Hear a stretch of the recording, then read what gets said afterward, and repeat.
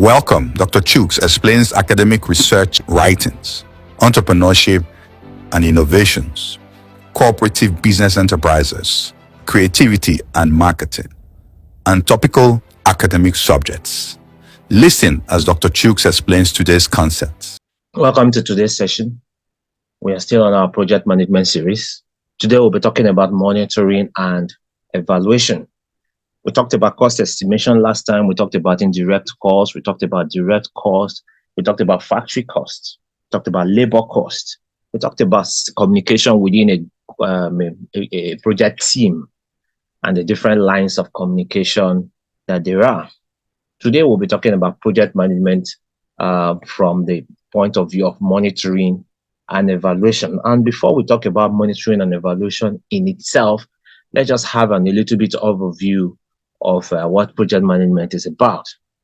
A project is a temporal endeavor with a defined beginning and end, aimed at achieving unique goals and delivering value. Unlike routine activities or operational activities, projects are constrained by time, by funding, and the project deliverables, as well as it requires specialized management strategies to ensure success. So that's what a project is all about. It's a unique endeavor or that has defined goals that it is supposed to deliver. Now, projects undergo monitoring and evaluation to ensure efficiency, effectiveness, and alignment with objectives of that particular goal. So monitoring involves systematic data collection and analysis during the project progress to assess resource utilization and achievement of milestones. Of course, every project has the target or the milestone you need to achieve at different levels.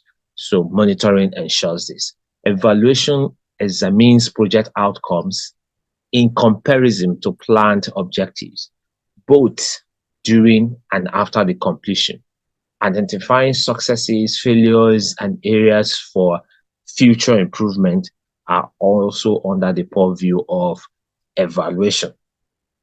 Proper control and oversight are critical to minimizing risk and optimizing results. Now let's define some of the concepts that relate to our subject or topical subject for today. Let's start by defining what a project is. A project is a temporal endeavor undertaken to create a unique product, service, or result with a defined beginning and end, typically constrained by time, resources, and objectives. Now, another concept is project planning. Project planning is the process of defining project objectives, outlining tasks that relate to them, allocating resources for these, and scheduling activities to achieve desired outcomes within a specific constraint or within specific or specified constraints. Now, what does management mean? Management refers to the process of planning, organizing, leading, and controlling resources effectively and efficiently to achieve the specific goals and objective of an organization. Now, monitoring and evaluation. Monitoring is a systematic collection and analysis of data to assess a project's progress and ensure efficient resource utilization, while evaluation involves assessing the outcomes and impact of a project against set objectives to determine success, as well as identify shortcomings and guide future improvements. Other concepts and principles of planning. First, planning involves setting objectives, determining strategy to achieve that, and allocating resources accordingly. All right, that's planning for you. So key principles include setting clear goals, prioritizing tasks, ensuring flexibility, and integrating stakeholders' input to align efforts with desired outcome. Now look at this table before us. Within this table, we can highlight the differences between monitoring and evaluation. Now, the differences are the indices or the indications of variation between the two of them. The first indices of variation is time. Now, for monitoring entails continuous, or monitoring is continuous and it happens throughout the project. That's in terms of timing. While evaluation is periodic, review at significant points in the project progress. Another indication and another indices is of variation is scope. So in terms of scope, monitoring takes place day to day. It involves day to day activities, outputs, indicators of progress and change. While evaluation involves the assess, which is involved in the assess of overall delivery of outputs and the progress towards objective and goals. Another indicator or indices of variation is the main participant. Who are the main participants? For monitoring, the main participants are project staff, project users. And for evaluation, the main participants are external evaluators, facilitators, project users, as well as project staff, and then sponsors. So you see, evaluation is more extensive than monitoring in terms of main participants. And then we say processes. In terms of processes, in monitoring involves regular meeting, interviews, monthly, quarterly reviews, while evaluation involves extraordinary meetings, additional data collection exercises, and so on. Now, another indication of variation is the written output. How does the two of them relate to written output? For monitoring, for written outputs, there are always regular, or we call them regular reports and updates to project users and management and sponsors. So they must send regular reports to these participants or stakeholders.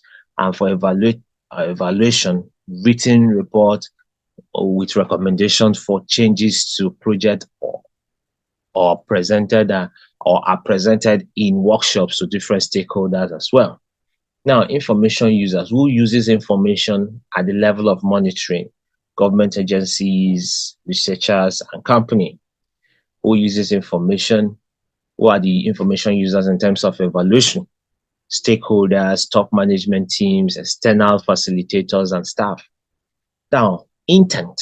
Another indices of variation is the intent. What's the intent of monitoring? The intent of monitoring is to translate the objective into performance indicators and set targets.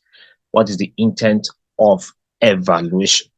The intent of evaluation is packaged and it tries to examine implementation process for better significant accomplishments vis-a-vis offers recommendations. It offers recommendations for improvement on slated projects. Now, the next indicator of variation is activities. What activities does monitoring encompass? Monitoring encompasses activities that are linked with resources to align with objectives, while evaluation activities include assets that specifically contribute to projects in relation to results. So these are the differences between monitoring and evaluation. Now let's talk about planning a bit. Planning is the process of thinking regarding the activities required to achieve a desired goal. Planning is based on foresight, the fundamental capacity for mental time, travel.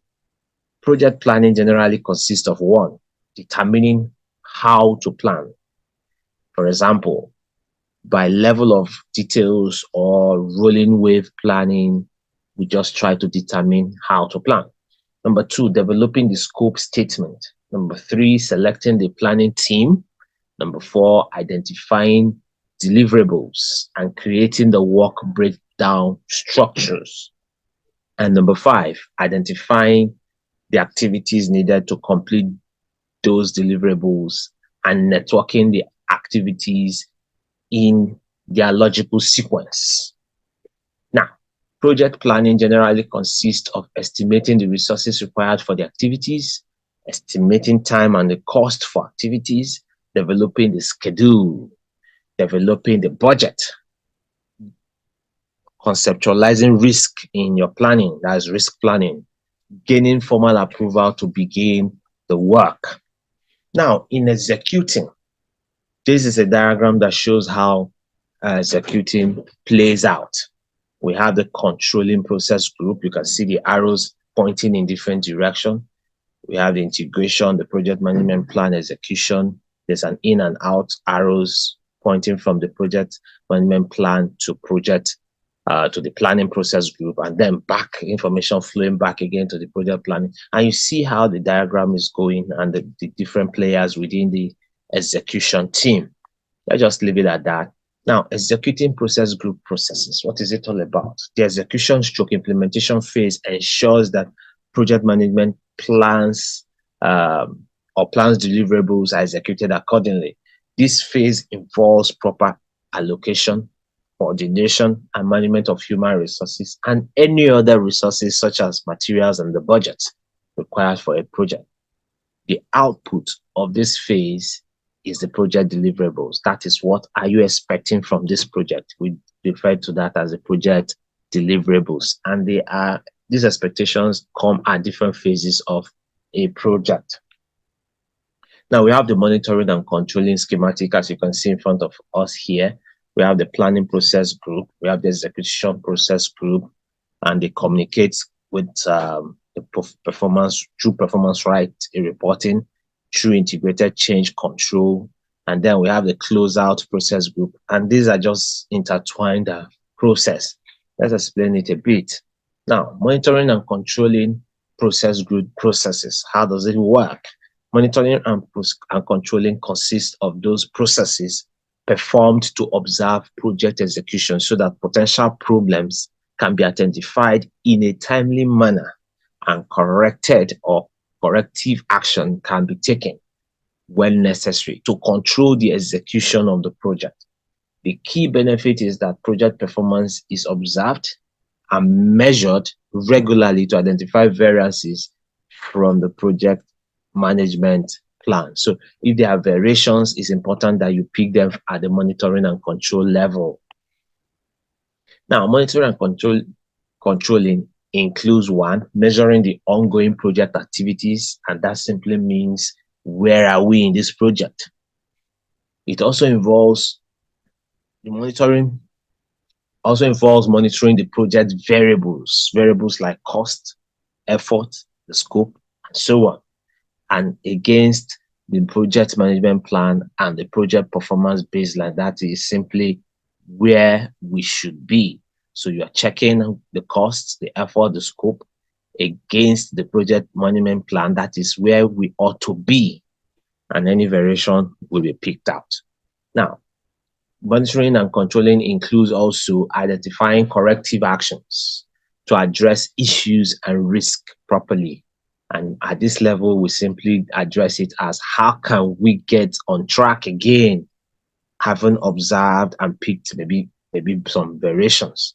And then the next is that monitoring and controlling includes influencing the factors that could circumvent integrated change control. So only approved changes are implemented. In a multi-phase project, the monitoring and control process also provides feedback between the project phase in order to implement corrective or preventive actions to bring the project into compliance with the project management plan. Project maintenance is an ongoing process, and it includes continuous or continuing support of end users, correction of errors, updates to the product over time. Now, take a look at this diagram. This diagram brings the entire monitoring and controlling cycle to one view, presents it in one view. And if you look at it, you observe it starts from where are we? There are measures to establish where we are. And from there, you move to where we planned to be. And that is the work of evaluation. Having done the evaluation, we now move to how can we get back on track? Because after evaluation, you come to a point where you've noticed where variations are between where we are and where we plan to be. And the difference, to make up for the difference, is how can we get on track again to where we are supposed to be. and that is correction. And once you do that, you are coming back again to where we are. And that is like a circle. It's called monitoring and controlling circle. So in conclusion, today we have treated monitoring and evaluation with consideration to detailed key steps involved in the circle of it. Project is an ongoing process with evaluation to ensure desired outcome is achieved by understanding the target. We examine it in line with the scope of the project and amend necessary correction when need arise to accomplish the stated goals. All right. Thank you for listening. I'll look forward to seeing you in my next class.